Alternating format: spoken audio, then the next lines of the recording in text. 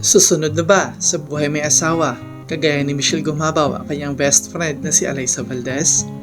Pero kung bago ka pa lang sa channel ko, huwag kalimutan mag-subscribe, like, and click the notification bell.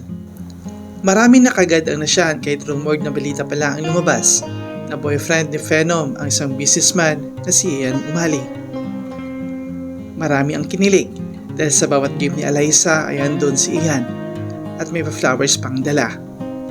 Kaya naman, para sa mga fans si Valdez, sana this time ay totoo na at happy silang makita na masaya ang kanilang idolo. Pero ngayong bago lang ay kumpirmado na nga sa ginanap na birthday party ni Ian. Sa video ng dalawa, kumpirmadong boyfriend na ni Lai, si Ian Umali, at ang mas lalo ng kakakilig ay may pakis pang kasama. Dahil dito, marami kaagad ang nagtatanong, ano na ba ang kasunod? Sa simbahan na ba? Kita rin ng mga fans kung ang sweetness at napaka-supportive ni Ian kay Lai. At mukhang compatible talaga ang dalawa.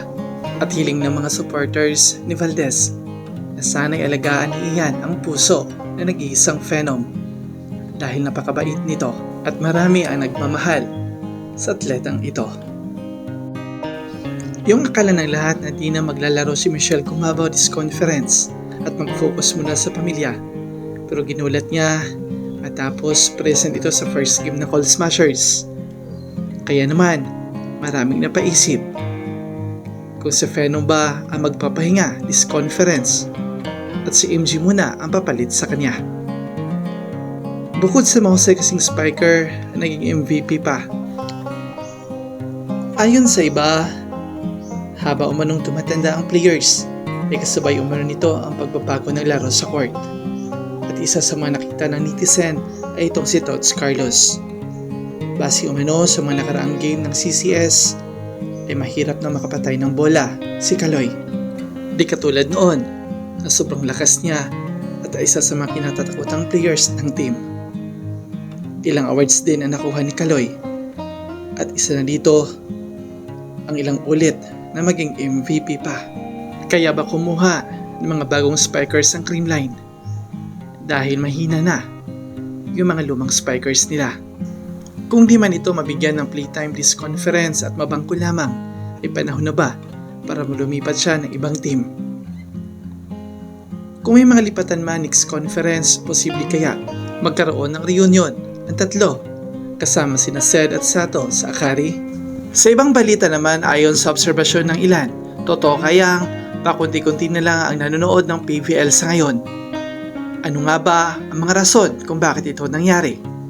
Sa mga nagsipaglabas ang opinyon, dahil daw umano sa hindi consistent yung live sa TV at buti umanong manood na lang sila ng PBA. Sa naging setup ngayon sa laro ng PVL na dumadayo sa ibang lugar, ay medyo nawala na ng gana yung iba sa paghihintay nito. Before kasi na every week may laro hanggat matapos ang liga. Subalit, naiintindihan naman ng ilan dahil sa sabay-sabay din ang iba't ibang liga ng volleyball sa ngayon, kaya nagkaroon ng adjustment sa game. Dahil sa kakaumpisa pa lang ng Philippines Volleyball League, may nagsabing medyo nag-iinit pa lang yung liga, yung hampasan ng bola sa court, at mas kaabang-abang sa darating pang mga araw. Dahil sa pagkabuwag nga ng ibang teams ay napunta sa iba't ibang grupo, kaya dapat abangan. Dahil sa di pa lahat ng teams ang nakalaro at yung iba ay waiting pa sa next game nila.